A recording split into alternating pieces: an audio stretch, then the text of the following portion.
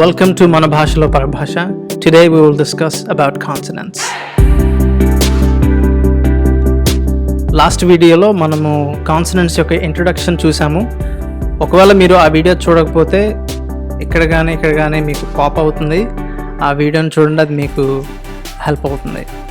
So కాన్సనెంట్స్కి వచ్చేసరికి మొట్టమొదట నేను ఆ ఇంట్రొడక్షన్ వీడియోలో చెప్పినట్లుగా ప్లేస్ ఆఫ్ ఆర్టిక్యులేషన్ నుండి మనము మొదలు పెడతాం.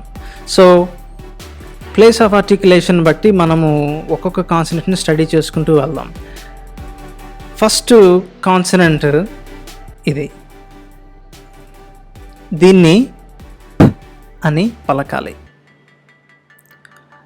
దీని క్యారెక్టరిస్టిక్స్ ఏంటో చూద్దాం. మొట్టమొదట ఇది ఒక బైలేబియల్ కాన్సనెంట్, అంటే రెండు పెదవులతో పలికేటువంటి ఒక కాన్సనెంట్.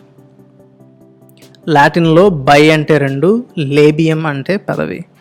రెండు పెదవులు కలిపితే వచ్చేటువంటి శబ్దం కాబట్టి దీన్ని బైలేబియల్ కాన్సనెంట్ అన్నారు.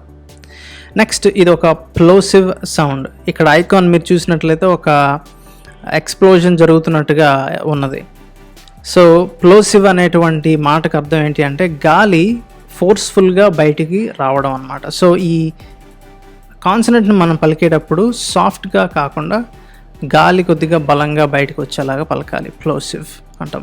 సో దీన్ని ఇంకొక టిప్ ఏంటి అంటే దీన్ని సరిగ్గా ఎలా పలకాలి అంటే గాలి లోపలికి పీల్చుకొని ఫస్ట్, నెక్స్ట్ మన రెండు పెదవులతో గాలి నాపేయాలి.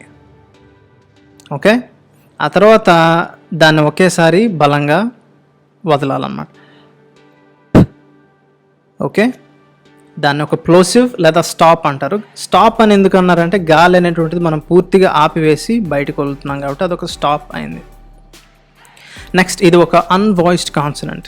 మీరు నా కాన్సనెంట్స్ ఇంట్రొడక్షన్ వీడియో చూసినప్పుడు మీకు దాంట్లో అన్వాయిస్డ్ కాన్సనెంట్స్ అంటే ఏంటో మీకు తెలుస్తుంది. అన్వాయిస్డ్ కాన్సనెంట్స్ అంటే ఏంటి అంటే మన స్వరపేటిక యాక్టివ్గా ఉండదు, దాని నిస్వర ధ్వనులు అని నేను తెలుగులో ట్రాన్స్లేట్ చేశాను.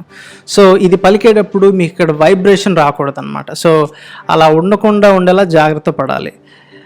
అది కొద్దిగా మనకి సరిగ్గా రానటువంటి స్కిల్, ఎందుకంటే తెలుగు భాషలో మనం దీని కరస్పాండింగ్ అక్షరమైనటువంటి పాని పలికినప్పుడు మనము వాయిస్డ్గా దాన్ని పలుకుతాం అన్నమాట. అయితే ఇంగ్లీష్కి వచ్చేసరికి ఈ శబ్దాన్ని పలికేటప్పుడు అన్వాయిస్డ్గా పలకాలంటే స్వరాన్ని రాకుండా సైలెంట్గా పలకాలన్నమాట. రైట్, అంతేగాని అని అనకూడదు. ఓకే, నెక్స్ట్ ఫోర్త్ క్యారెక్టరిస్టిక్ ఏంటి అంటే ఇది ఒక ఫోర్టిస్. ఓకే, ఫోర్టిస్ అంటే ఏంటి అంటే లాస్ట్ వీడియోలో నేను చెప్పాను, ఇంట్రొడక్షన్ టు కాన్సనెంట్స్ అనేటువంటి వీడియోలో 101 దాని కోడ్. ఆ ఫోర్టిస్ అనేటువంటి దానికి అర్థం ఏంటంటే బలమైనటువంటిది అని అర్థం. సో అక్కడ మీరు చూసినట్లయితే ఆ ఐకాన్ కూడా మనకు చూడగానే అది బలంగా పలకాలి అని మనకు తెలియజేస్తుంది. సో ఇది మనకి కొన్ని కాన్సనెంట్స్ బలంగా పలకాలి, కొన్ని కాన్సనెంట్స్ బలహీనంగా పలకాలన్నమాట. ఇది కొద్దిగా బలంగా పలకాలి అంటే మీరు పలికేటప్పుడు గాలి కొద్దిగా బలంగా బయటికి రావాలి. రైట్, కొద్దిగా ఒత్తు పెట్టి పలకాలి బేసిక్గా. అయితే ఒత్తు పాలాగా కాదు, ఎందుకంటే ఇది unvoiced consonant. So it's a very unique sound. ఒక ఇంగ్లీష్కి మనకి తెలుగుకి కొద్దిగా తేడా ఉంటుంది. ఈ కొద్ది తేడాల్లోనే మనకి చాలా తేడా వస్తుంది, అంటే ఎన్ని కలిపితే తేడా వస్తుంది. దీనికి ఒక ఉదాహరణ చూద్దాము. ఈ పదాన్ని మనము పింక్ అని పలకాలి, పింక్ పింక్. ఓకే, తెలుగు యాక్సెంట్లో లేకపోతే ఇండియన్ యాక్సెంట్లో మనం దీన్ని జనరల్గా పింక్ అని పలుకుతాం. పింక్కి ఉన్నటువంటి తేడా ఏంటి అంటే ఫస్ట్ ఇండియన్ యాక్సెంట్లో మనం దీన్ని వాయిస్డ్గా పలుకుతున్నాము, దీన్ని అంతగా ఫోర్టిస్గా పలకట్లేదు, సాఫ్ట్గా పలుకుతున్నాము.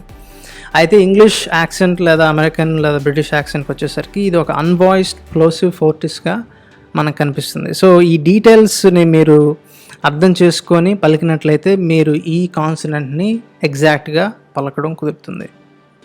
నెక్స్ట్ ఇది కూడా ఒక బైలేబియల్ కాన్సనెంట్. ఇంతకుముందు చూసినటువంటి కాన్సనెంట్కి ఈ కాన్సనెంట్కి రెండు యాక్చువల్గా రిలేటెడ్ అనమాట. ఓన్లీ కొన్ని 1-2 మైనర్ చేంజెస్ ఉంటాయి.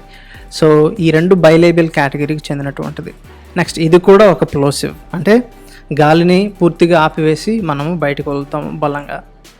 నెక్స్ట్ ఇది ఒక voiced consonant. So unlike the previous consonant this is a voiced consonant. అంటే దీనికి ఒక మన స్వరపేటిక యాక్టివ్ అవ్వాలి. ఓకే, సో ఎందాక కాన్సనెంట్ మనం చూసిన దానికి స్వరపేటిక ఇన్యాక్టివ్లో ఉంటుంది, దీనికి యాక్టివ్గా ఉంటుంది. అందుకే మీరు ఐకాన్ చూసినట్లయితే ఇక్కడ మీకు సౌండ్ వస్తున్నట్లుగా నేను పెట్టాను. ఇంతకుముందు ఉన్న కాన్సనెంట్లో సౌండ్ మనకి ఆఫ్గా ఉన్నట్టుగా ఒక ఐకాన్ ఉంది. నెక్స్ట్ ఇది ఒక లీనిస్, అంటే ఒక బలహీనమైనటువంటి శబ్దం. అంటే ఇంతకుముందు పలికింది బాగా ఒత్తు పెట్టి పలికాము, ఇది కొద్దిగా ఒత్తు లేకుండా కొద్దిగా సాఫ్ట్గా పలకాలన్నమాట. అందుకే ఐకాన్ కూడా ఇక్కడ ఒక ఫెదర్ ఐకాన్ పెట్టాను, ఎందుకంటే అదొక తేలికపాటి వస్తువు కాబట్టి ఈ లీనిస్ అనేటువంటి దానికి అర్థము మీకు ఈజీగా అర్థం కావడానికి అలా పెట్టాను అనమాట. సో దీన్ని బ అని పలకాలి. దీనికి మన ఇండియన్ యాక్సెంట్లో ఉన్న శబ్దానికి ఇంగ్లీష్ యాక్సెంట్లో ఉన్నటువంటి శబ్దానికి ఆల్మోస్ట్ ఏ రకమైనటువంటి తేడా లేదు. ఒక ఎగ్జాంపుల్ చూద్దాం. Bank, easy right. నెక్స్ట్ ఇది కూడా ఒక బైలేబియల్ కాన్సనెంట్, బట్ ఇది ఒక నేజల్ కాన్సనెంట్. అంటే ఏంటి అంటే మనము పెదాలు పూర్తిగా మూసివేసి గాలిని మన నాసికా రంధ్రాల్లోంచి నాస్ట్రిల్స్లో నుంచి బయటికి పంపిస్తాం అనమాట. అందుకే ఇది ఒక నేజల్ కాన్సనెంట్ అయింది. నేజల్ అంటే ముక్కుకు సంబంధించినటువంటి విషయం అని అర్థం అనమాట. ఇది ఒక వాయిస్డ్ కాన్సనెంట్ అంటే మన స్వరపేటిక యాక్టివ్లో ఉండాలి. తెలుగులో మాకి దీనికి తేడా ఏం లేదు. సో ఒక ఎగ్జాంపుల్ ఏంటి అంటే మనీ. నెక్స్ట్ కాన్సనెంట్ ఇది కూడా బైలేబియల్ కాన్సనెంట్, రెండు పెదవులతో పలికేటువంటి కాన్సనెంట్. ఇది ఒక వాయిస్డ్ కాన్సనెంట్, దీనికి స్వరపేటిక యాక్టివ్లో ఉండాలి. ఈ కాన్సనెంట్ పలకడానికి మీరు గుర్తుపెట్టుకోవాల్సిన నంబర్ 1 విషయం ఏంటి అంటే మీ పెదాలు రౌండ్గా ఉండాలి. ఓకే, సో దీనికి ఉన్నటువంటి ఎగ్జాంపుల్ ఏంటంటే విసిల్.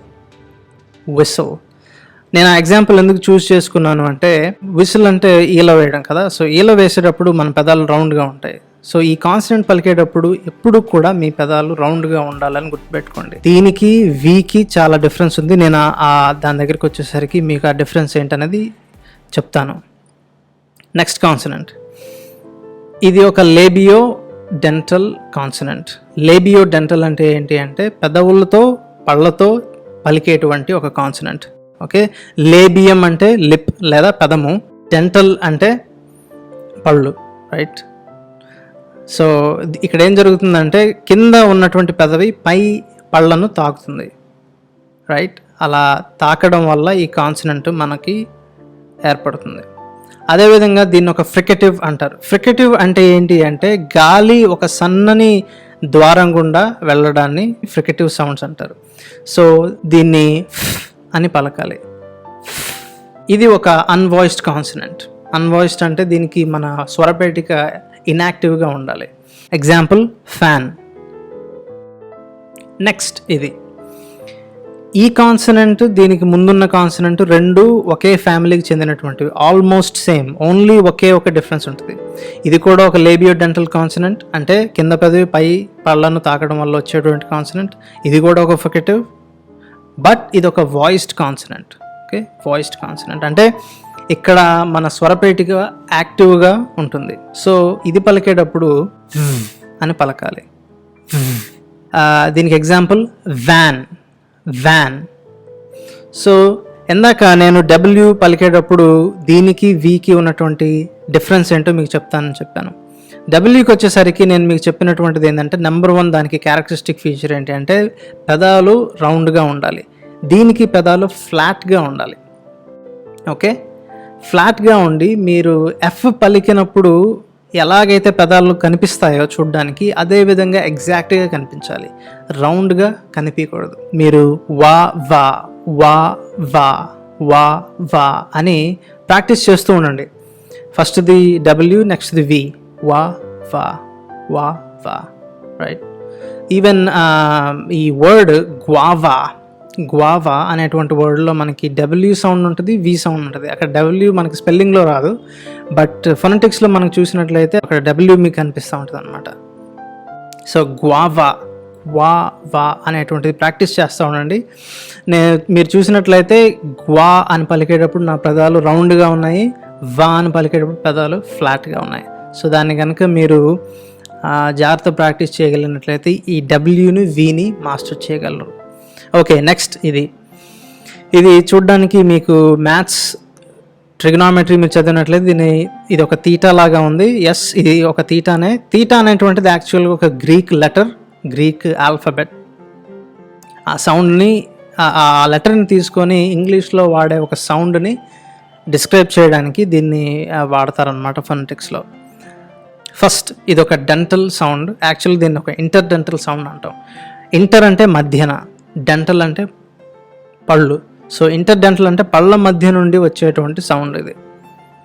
ఇది ఒక ఫ్రికటివ్. అంటే ఏంటి అంటే ఆ పళ్ళ మధ్య సందులో నుండి వచ్చేటువంటి ఒక సౌండ్ అనమాట. థర్డ్ ఫీచర్ చూద్దాం. థర్డ్ ఫీచర్ ఇది ఒక అన్వాయిస్డ్ కాన్సనెంట్. సో దీన్ని ఎలా పలకాలి అంటే మీ నాలుక ముందు భాగాన్ని, నాలుకని ఫ్లాట్గా చేసి మీ నాలుక ముందు భాగాన్ని పళ్ళ మధ్యలో ఉన్నటువంటి గ్యాప్లో పెట్టాలి. ఓకే, సెకండ్ స్టెప్ ఏంటి అంటే ఈ పళ్ళ మధ్యలో ఉన్నటువంటి గ్యాప్లో పెట్టడమే కాకుండా పై పళ్ళకి మీ నాలుక టచ్ అవ్వాలన్నమాట. ఓకే, థర్డ్ స్టెప్ మీరు దానికి గ్యాప్లో నుంచి గాలిని బయటికి వదలాలి. ఓకే, చూడండి, నా నాలుక పై పళ్ళను తాకుతుంది. రైట్, కొద్దిగా గ్యాప్ ఉంచుతున్నాను ఎందుకంటే ఇది ఒక ఫ్రికటివ్ కాబట్టి గాలి బయటికి రావడానికి గ్యాప్ ఉంచుతున్నాను అనమాట.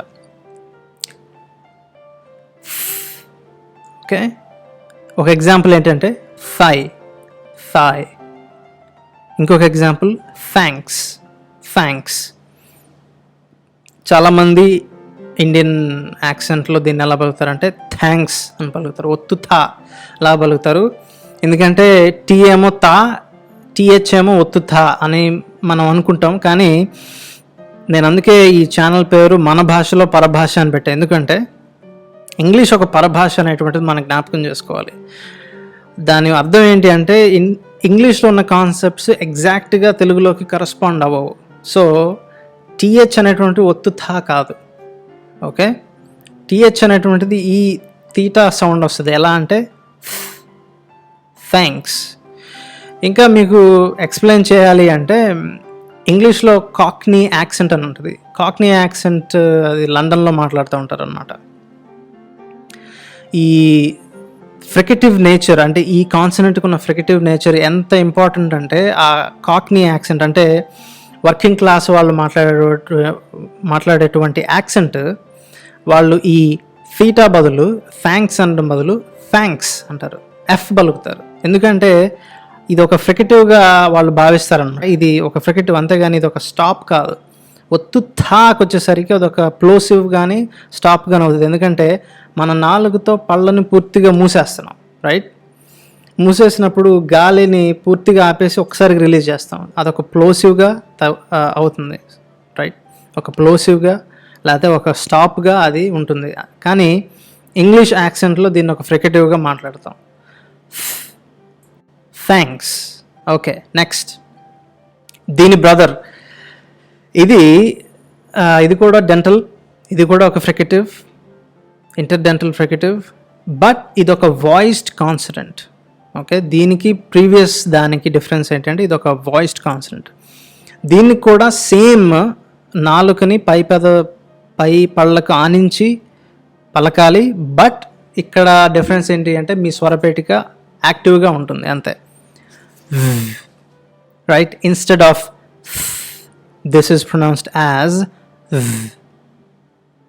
Example way. చూసారా, ఇది ఒక ఫ్రికటివ్ సౌండ్ మీకు వినిపిస్తూ ఉంది, వే. నెక్స్ట్ మనకి ఈజీ. ఇది ఒక ఆల్వియోలర్ సౌండ్. అంటే మన ఆల్వియోలర్ రిడ్జ్ అంటే మన పై పళ్ళకి వెనకాల ఉన్నటువంటి భాగమైన ఆల్వియోలర్ రిడ్జ్ అని ఉంది. ఆ ఆల్వియోలర్ రిడ్జ్కి మీ నాలుక ముందు భాగం టచ్ అవ్వాలి. నెక్స్ట్ ఇది ఒక ఫ్రికటివ్ అంటే గాలి బయటికి వస్తుంది. నెక్స్ట్ ఇది ఒక అన్వాయిస్డ్, మనకు తెలిసిందే. Example sun. దీని బ్రదర్ ఇది కూడా ఒక ఆల్వియోలర్ సౌండ్, ఇది కూడా ఒక ఫ్రికటివ్. Example zoo. ఈ నెక్స్ట్ కాన్సనెంట్ కేవలం అమెరికన్ యాక్సెంట్లోనే మనకు కనిపిస్తుంది. ప్లేస్ ఆఫ్ ఆర్టికులేషన్ బట్టి దీన్ని ఒక ఆల్వియోలర్ ట్యాప్గా క్లాసిఫై చేయొచ్చు. ఆల్వియోలర్ ట్యాప్ అంటే అర్థం ఏంటి అంటే మన నాలుక యొక్క టిప్ ఆల్వియోలర్ రిడ్జ్కి స్లైట్గా టచ్ అవుతుంది, స్లైట్గా ట్యాప్ అవుతుంది. అందుకే దీన్ని ఒక ఆల్వియోలర్ ట్యాప్ అన్నారు. ఇది ఒక వాయిస్డ్ కాన్సనెంట్. ఓకే, ఈ ఎగ్జాంపుల్ని అమెరికన్ యాక్సెంట్లో ఏ రకంగా పలుకుతారు అంటే బర్రర్, బర్రర్. మీరు అక్కడ చూసినట్లయితే ఆ టీటీ అనేటువంటిది డి లాగా ప్రొనౌన్స్ చేయడం జరుగుతుంది. కారణం ఏంటి అంటే ఈ ఆల్వియోలర్ ట్యాప్ అన్నమాట. అక్కడ డి లాగా మనకు వినిపిస్తున్నటువంటి ఆ శబ్దము ఎలా వచ్చింది అంటే నాలుక యొక్క ముందు భాగము అంటే టిప్ ఆ ఆల్వియోలర్ రిడ్జ్కి స్లైట్గా ట్యాప్ అవుతుంది. ఓకే, అమెరికన్ యాక్సెంట్లో మనకి చాలా ఇది వినిపిస్తూ ఉంటుంది. సో ఇది ఒక ఇంపార్టెంట్ సౌండ్. ఇంకొన్ని ఎగ్జాంపుల్స్ చూద్దాం. ఈ పదాన్ని వాటర్ అని పలకాలి, వాటర్. మీరు అక్కడ జాగ్రత్తగా విన్నట్లయితే ఆ టీ అనేది డి లాగా వినిపిస్తుంది. ఈ కాన్సనెంట్ని ఆ సౌండ్ని డిస్క్రైబ్ చేయడానికి మనం ఇక ఈ శబ్దాన్ని వాడతాం అన్నమాట. నెక్స్ట్ బర్రర్, బర్రర్. బెర్రర్, బెర్రర్, డి సౌండ్ మనకు వినిపిస్తుంది. లాస్ట్ బిర్రర్, బిర్రర్. ఓకే, నెక్స్ట్ ఈ కాన్సనెంట్ ఒక ఆల్వియోలర్ కాన్సనెంట్. ఇది ఒక నేజల్ కాన్సనెంట్ అంటే సౌండ్ మీకు గాలి అనేటువంటిది రీడైరెక్ట్ అయ్యి ముక్కులోంచి బయటకు వస్తుంది. ఇది ఒక voice consonant. Example no. Next ఇది కూడా ఒక alveolar consonant, voiced. Example lorry, lorry. Next ఇది ఒక పోస్ట్ ఆల్వియోలర్ కాన్సనెంట్ అంటే పైన ఆల్వియోలర్ రిడ్జ్ వెనకాల భాగంలో ఉంటుంది అన్నమాట. అంటే మీ నాలుక కొద్దిగా మడతబడి కరెక్ట్గా ఆల్వియోలర్ రిడ్జ్ వెనకాల ఉండాలి. ఓకే, ఇది ఒక voiced consonant. Ring, ring. Example ring. Telugu లేకపోతే ఇండియన్ యాక్సెంట్లో ఈ రా, రా అనేటువంటి పదము శబ్దము మన నాలుక ఫ్లాట్గా ఉండి ఆల్వియోలర్ రిడ్జ్కి టచ్ అవుతుంది. బట్ అమెరికన్ యాక్సెంట్లో కానీ మోడర్న్ బ్రిటిష్ యాక్సెంట్లో కానీ నాలుక వెనకకి మడతబడి ఆల్వియోలర్ రిడ్జ్ వెనకాల ఉండి మనం దీన్ని ప్రొనౌన్స్ చేస్తాం. అలాగా ఈ సాఫ్ట్ ఆర్ అంటానమాట. అమెరికన్ యాక్సెంట్లో కానీ బ్రిటిష్ యాక్సెంట్లో కానీ ఉండేటువంటి ఆ R sound soft R sound అంటాం. తెలుగులో మనం కొద్దిగా హార్డ్, మనకి రా, అది ఆ వైబ్రేషన్ మనకి తెలుస్తూ ఉంటుంది. ఇది కొద్దిగా అమెరికన్ బ్రిటిష్ యాక్సెంట్లో అది సాఫ్ట్ అవుతుంది. రా, రింగ్. ఓకే, నెక్స్ట్ ఇది కూడా ఒక పోస్ట్ ఆల్వియోలర్ సౌండ్, కాకపోతే ఇది ఒక ఫ్రికటివ్. ఓకే, ఫ్రికటివ్ అంటే గాలి సన్నని ద్వారం గుండా బయటకు వస్తుంది. ఇది ఒక అన్వాయిస్డ్. Example ship, ship. ఇది ఎందాక పలికినటువంటి కాన్సనెంట్ కొద్దిగా దగ్గరగానే ఉంటుంది. సేమ్ ఇది కూడా పోస్ట్ ఆల్వియోలర్ ఫ్రికటివ్, బట్ ఇది ఒక వాయిస్డ్ కాన్సనెంట్. ఓకే, ఎందాకటిది అన్వాయిస్డ్, ఇది వాయిస్డ్. అంటే మన స్వరపేటిగా యాక్టివ్లో ఉండాలి. Example vision, vision. సో ష్ అని ఎందాకది ఈజీగా పలికాము. ఆ శబ్దం పలికేటప్పుడు మీ వాయిస్ ఒకసారి యాక్టివేట్ చేసి చూడండి. రైట్, ఆల్మోస్ట్ ఇది ఎలా ఉంటుందంటే మనం ఒక విమానాన్ని మిమిక్రీ చేసేటప్పుడు టేక్ ఆఫ్ అయ్యేటప్పుడు కానీ ఆ శబ్దం వస్తుంది చూసారా, సేమ్ అదే అనమాట. ష్ అని గాలి బయటకు వస్తుంది, బట్ మన వాయిస్ యాక్టివేట్ అవుతుంది. Vision, vision. Okay, next consonant. ఇక్కడ మనకు చూసినట్లయితే ఈ సింబల్లోనే మనకి మొదట టీ కనిపిస్తుంది, దాని తర్వాత ష్ కనిపిస్తుంది. సో మీరు ఎక్స్పెక్ట్ చేసినట్లుగానే ఇది టీ ష్ ల యొక్క కాంబినేషన్ అన్నమాట. సో టెక్నికల్గా దీన్ని పోస్ట్ ఆల్వియోలర్ కాన్సనెంట్గా మనము క్లాసిఫై చేయవచ్చు. పోస్ట్ ఆల్వియోలర్ అంటే ఆల్వియోలర్ రిడ్జ్ వెనకాలే ఉన్నటువంటి భాగము. ఇది ఒక ఆఫ్రికేట్ సౌండ్ అనమాట. ఆఫ్రికేట్ అంటే ఏంటి అంటే మీరు ఇక్కడ ఐకాన్లో చూసినట్లుగా ఒక ప్లోసివ్ అలాగే ఒక ఫ్రికటివ్ యొక్క కాంబినేషన్. మీకు గుర్తుందో లేదో కానీ ప్లోసివ్కి నేను ఫస్ట్ ఈ ఐకాన్ను ఉపయోగించాను, ఫ్రికటివ్స్ ఇండికేట్ చేయడానికి నెక్స్ట్ ఐకాన్ని ఉపయోగించాను. ఈ రెండింటిని కలిపితే వచ్చేదే ఆఫ్రికేట్ సౌండ్ అనమాట.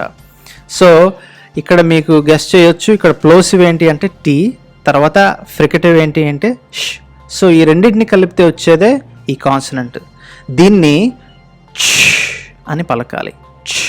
సో స్టార్టింగ్ మనకి ప్లోసివ్గా స్టార్ట్ అవుతుంది, నెక్స్ట్ దానికి ష్ అనేటువంటి ఫ్రికటివ్ని యాడ్ చేస్తాం. సో ఈ రెండింటిని కలిపితే వచ్చేదే అనేటువంటి సౌండ్. దీనికి ఇది ఒక అన్వాయిస్డ్ కాన్సనెంట్. ఓకే, మన వాయిస్ ఇన్యాక్టివ్గా ఉండాలి. తెలుగులో మనకి చా అనేటువంటిది దీనికి దగ్గరలో ఉండేటువంటి సౌండ్. దీని ఎగ్జాంపుల్ చెప్. చెప్ ఇక్కడ చూసినట్లయితే మనకి ఆ చ్ అనేటువంటి సౌండ్ వినిపిస్తూ ఉంది, చెప్. నెక్స్ట్ దీని వాయిస్డ్ పార్ట్నర్ ఇది. దీనిలో కూడా మనం చూసినట్లయితే మొట్టమొదట మనకు ఒక ప్లోసివ్ కనిపిస్తుంది, దాని తర్వాత ఒక ఫ్రికటివ్ కనిపిస్తుంది. ఓకే, ప్రీవియస్ కాన్సనెంట్ లానే ఇది కూడా ఒక post alveolar consonant. Next it's an affricate, meaning it's a combination of plosive and a fricative. అంటే ఇక్కడ ప్లోసివ్ ఫ్రికటివ్ యొక్క కాంబినేషన్ మనకు కనిపిస్తూ ఉంది. ప్లోసివ్ అంటే ఈ కేసులో మనకి ఈ డి సౌండ్, ఫ్రికటివ్ అంటేనేమో ఈ జ్ సౌండ్. రెండింటిని కలిపితే వచ్చేదే ఓకే, అక్కడ చూసినట్లయితే ఈ సౌండ్లో మనకి డి ఫస్ట్లో ఉంది, తర్వాత జ్ సెకండ్లో ఉంది. సో రెండింటిని కలిపితే ఏమొస్తుంది, ఇది ఒక voiced consonant. Example jump. Jump jump. Next ఇది చూడగానే మనకి జే లాగా అనిపిస్తుంది, బట్ దీన్ని య అని పలకాలి, య. ఓకే, ఇది ఒక ప్యాలటల్ కాన్సనెంట్. అంటే హార్డ్ ప్యాలెట్ దగ్గర ఉంటుంది. అంటే మన ఆల్వియోలర్ రిడ్జ్ అయిపోయిన తర్వాత బోనీ పార్ట్ అంటే గట్టిగా తగులుతుంది మనకి మధ్యలో. అక్కడ మన నాలుక వెనక భాగం అక్కడ కొద్దిగా టచ్ అవ్వకుండా కొద్దిగా గ్యాప్ దగ్గర అక్కడ పైకి రైజ్ అవుతుంది అనమాట.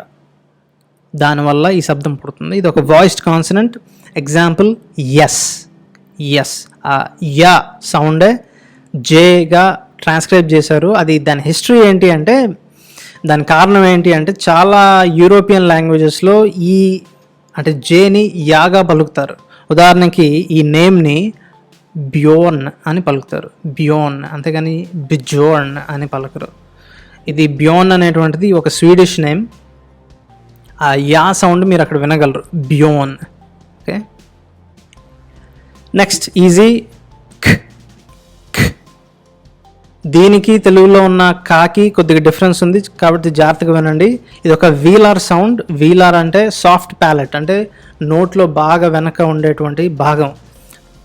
అంటే సాఫ్ట్ ప్యాలెట్ మన నాలుగు వెనక భాగం వెళ్ళి టచ్ అవుతుంది. ఇది ఒక ప్లోసివ్, అంటే మన నాలుగు వెనక భాగం వెళ్ళి సాఫ్ట్ ప్యాలెట్కి పూర్తిగా ఆనుకొని గాలిని బ్లాక్ చేస్తుంది అనమాట. బ్లాక్ చేసి రిలీజ్ చేస్తుంది ఫోర్స్గా, అందుకే ఇది ఒక ప్లోసివ్ అయింది. ఇది ఒక అన్వాయిస్డ్ కాన్సనెంట్. ఇది చాలా ఇంపార్టెంట్, ఎందుకంటే తెలుగులో కా అనేటువంటిది ఒక వాయిస్డ్ కాన్సనెంట్, ఇది ఒక అన్వాయిస్డ్ కాన్సనెంట్. నెక్స్ట్ ఇది ఒక ఫోర్టిస్, అంటే ఒత్తు పెట్టి పలకాలి. ఖా అని పలకూడదు. బట్ ఖాకి దీనికి డిఫరెన్స్ ఏంటి అంటే, ఖా తెలుగులో ఉన్న ఖా ఒక వాయిస్డ్ కాన్సనెంట్, ఇది ఒక అన్వాయిస్డ్ కాన్సనెంట్. సో దీన్ని ఎట్లా పలకాలంటే ఇక్కడ మన వాయిస్ యాక్టివేట్ కాకూడదు. Example king, king, come, cool. So అంతేగాని కింగ్ అని పలికినాం, కింగ్, కమ్, కూల్. ఇది ఇండియన్ యాక్సెంట్, బట్ బ్రిటిష్ కానీ అమెరికన్ యాక్సెంట్లో వచ్చిన కానీ దీన్ని ఎట్లా పలుకుతాం అంటే కింగ్, కమ్, కూల్, రైట్. ఆ క్ అని పలికేటప్పుడు మాత్రం వాయిస్ ఇన్యాక్టివ్గా ఉంటుంది. ఫర్ ఎగ్జాంపుల్ కింగ్లో ఫస్ట్ పార్ట్ది మనకి అన్వాయిస్డ్గా ఉంది, నెక్స్ట్ ఐఎన్జీ వాయిస్డ్గా ఉంది. సో చాలా మనకి వేరియేషన్ కనిపిస్తూ ఉంటుంది. ఇదన్నీ మనం మైండ్లో పెట్టుకొని జాగ్రత్తగా ప్రాక్టీస్ చేయాలి. నెక్స్ట్ దీని బ్రదర్, ఇది ఒక వీలార్ కాన్సనెంట్, అంటే సాఫ్ట్ ప్యాలెట్ సాఫ్ట్ ప్యాలెట్కి మన టంగ్ వెళ్ళి వెనకాల back part of our tongue అది వెళ్ళి టచ్ అవుతుంది. ఒక ప్లోసివ్ అంటే పూర్తిగా గాలిని బ్లాక్ చేసి ఒకసారి రిలీజ్ చేస్తాం. ఇది ఒక voiced consonant. Unlike its unvoiced partner, ఇది ఒక voiced consonant. And this is a lenis అంటే దీన్ని మనము బలహీనంగా పలుకుతాం. ఎందాకున్నట్టు బాగా ఒత్తి పెట్టి పలికాము. దీన్ని ఒత్తి పెట్టకుండా సాఫ్ట్గా పలకాలి. గ గ రైట్. దీనికి తెలుగులో గాకి ఏ తేడా లేదు. సో దీని ఎగ్జాంపుల్ గో గో. నెక్స్ట్, ఇది చూడ్డానికి మీకు ఎన్ని జీని కలిపి రాసినట్టుంది కదా, ఎగ్జాక్ట్గా దీన్ని అలాగే పలకాలి. రైట్. గోయింగ్, డూయింగ్ అలాంటి పదాలు వెనకాల లాస్ట్లో ఎన్జీ ఉంటుంది కదా, అది దాన్ని ఎలా అంటే ఎన్ సౌండ్ జీ సౌండ్ రెండు మిక్స్ అయిపోయి ఒక సౌండ్గా మారుతాయి. అదే ఈ సౌండ్.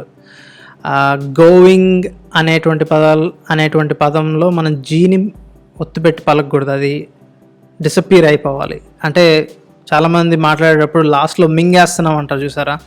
సో అలాగే ఈ సౌండ్ పలికేటప్పుడు కూడా లాస్ట్లో జీ అసలు వినిపించకూడదు. గోయింగ్.